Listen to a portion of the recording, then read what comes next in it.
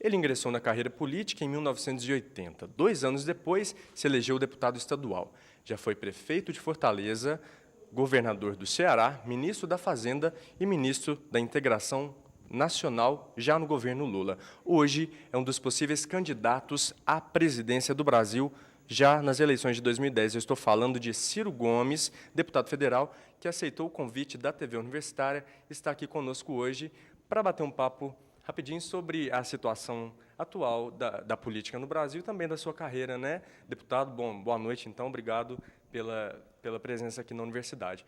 Bom, começa a nossa entrevista, deputado, perguntando: Ciro Gomes está preparado para ser o presidente do Brasil em 2011? Por essa circunstância de estar há próximos de 30 anos na luta, eu sou o mais treinado de todos os candidatos. Isso não quer dizer que eu não gostaria de botar na minha boca, não é porque só o povo dirá isso, que eu seja melhor do que ninguém. Mas eu sou um homem que tenho essa experiência, eu já no Legislativo, no Executivo, no Estado, no município, na União, conheço o Brasil inteiro, conheço os seus problemas, conheço a inteligência do povo brasileiro, conheço nossas contradições, conheço um pouco a vida do mundo, né? Tive uma vivência no estrangeiro, fui estudar lá fora já depois de ter sido ministro da Fazenda, e tenho um conjunto de propostas que, junto com o meu partido, o Partido Socialista Brasileiro, nós desejamos apresentar ao povo brasileiro como uma resposta às contradições do Brasil. O presidente Lula provou que é possível fazer diferente. O Brasil está melhorando em todas as áreas, em todas. Isso se a gente olhar para o retrovisor. Então, é seguro que nós estamos avançando em todos os números. Porém, quando a gente olha a vida do povo e olha o futuro e compara com as questões do mundo com quem nós estamos competindo, o Brasil é um país por fazer. E esse por fazer exige que você recupere a dignidade da política, que hoje está profundamente desmoralizada pelos escândalos, pela irresponsabilidade de alguns e pela omissão de muitos. É preciso que a gente traga de volta a consciência da população brasileira, que nós já tivemos quando vencemos a ditadura, vencemos a inflação, elegemos o Lula.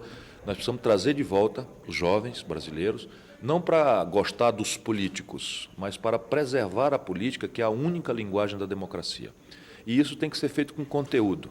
Como fazer do Brasil uma nação justa, onde se encerra essa crônica de violência, de medo que assusta a família brasileira nas grandes cidades, que encerra essa crônica de deseducação, que não prepara o jovem brasileiro. Basta que eu lhe diga, nesse século XXI, o Brasil tem 10% de cada 100 brasileiros entre 18 e 64 anos, só 10 têm um grau superior, quando no mundo essa média já passa de 34.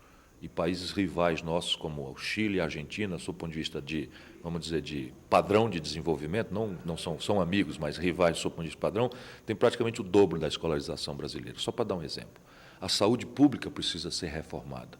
E o quadro geral da economia brasileira também exige, né, que a gente supere o hiato, o atraso tecnológico, que a gente supere as dificuldades de competição internacional derivadas de um sistema tributário ruim, mal feito, injusto, que cobra mais de quem pode pagar menos e cobra menos de quem pode pagar mais. Enfim, há toda uma agenda, mas eu coloco essa agenda muito animado, porque o Brasil tem a massa, tem a matéria-prima para dar o grande salto que nós precisamos. Tá certo. O senhor citou o governo Lula e do patamar que o Brasil alcançou neste ano de 2009. O senhor, enquanto presidente, qual seria a estratégia para lidar com os problemas que ainda existem aqui no país?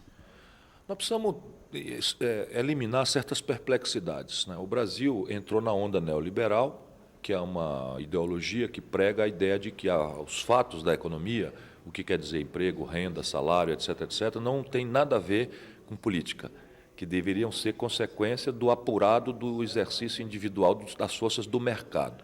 Isso é uma despodorada mistificação que jamais funcionou em lugar nenhum do mundo. Basta que eu lhe diga que o Brasil paga ainda hoje os juros mais caros, não é, de todas as economias mais organizadas do mundo. O Brasil tem um atraso tecnológico de quase 3 gerações, em média, comparando com a ponta mundial, só em matéria de foguetes, por exemplo, que é uma tecnologia sensível para lançamento de satélite, comunicações, etc., etc. Nós, nesse instante, estamos entrando na casa das pessoas por satélites que o Brasil usa, lançados por países estrangeiros, porque o Brasil já foi a 6ª nação do mundo em modernidade tecnológica nesse setor, por exemplo, não é? E hoje perdemos para a Coreia do Norte o 26º lugar. Então, o Brasil tem que superar essas questões e o Estado Nacional brasileiro é quem deve se pôr em coordenação estratégica com os empreendedores, trazer a academia para responder às nossas questões. Não é? A universidade crescentemente está rompendo seus muros, mas é preciso sistematizar isso num plano. O Brasil, qual é o problema do hiato tecnológico brasileiro? O que nos falta? 30 anos atrás, o Brasil registrava mais patentes e publicava mais trabalho científico do que a Coreia do Sul. O que a Coreia do Sul tem que o Brasil não tem? Nós temos muito melhor do que eles, do que qualquer povo do mundo, porque nossa cultura é uma cultura mestiça, nós somos tolerantes, nós somos criativos, nós somos inovadores, e o brasileiro já mostrou que, quando nós damos oportunidade, ele é capaz de vencer qualquer desafio. Trata-se de construir isso, o que supõe uma reforma completa do Estado brasileiro. É preciso que o Estado Nacional brasileiro sofra uma reforma profunda, que se funde entre nós brasileiros uma burocracia meritocrática, né, em que a forma de entrar, mas também a forma de avaliar, a forma de melhorar a progressão na carreira, se dê pelo bom atendimento de todas as tarefas que se faz. E aí vai funcionar. Tá certo. Bom, em entrevista recente ao portal UOL, o senhor disse que a política brasileira está se desmoralizando muito cedo, né? E hoje o senhor tem aqui a oportunidade de falar com estudantes universitários que poderão, de fato, construir o futuro do nosso país, né, deputado?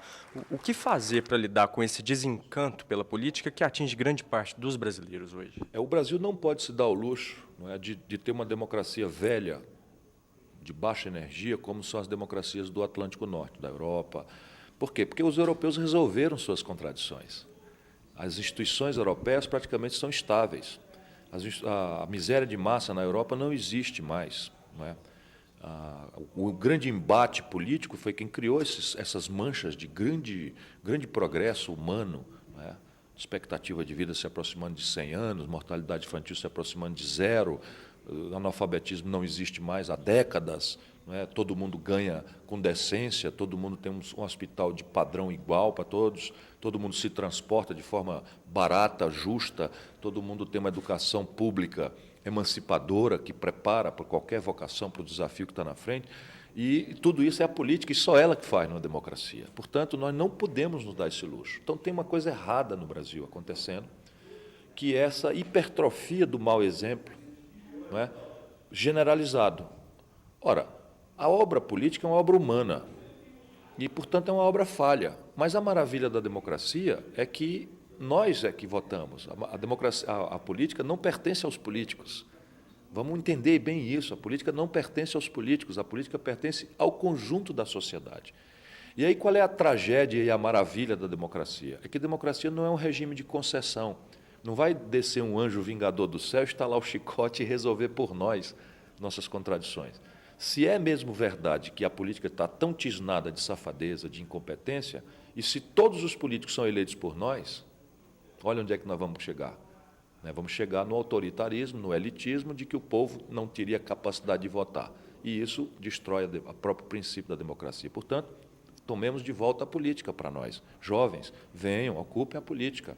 Bota essa velhacaria para fora. Foi o que eu disse lá e vou dizer em todos os lugares. Tá certo, então, deputado. Bom, eu agradeço, então, a presença do senhor aqui na Universidade Federal de Lavras e em nome de toda a equipe da TV Universitária por ter dado essa entrevista para a gente hoje.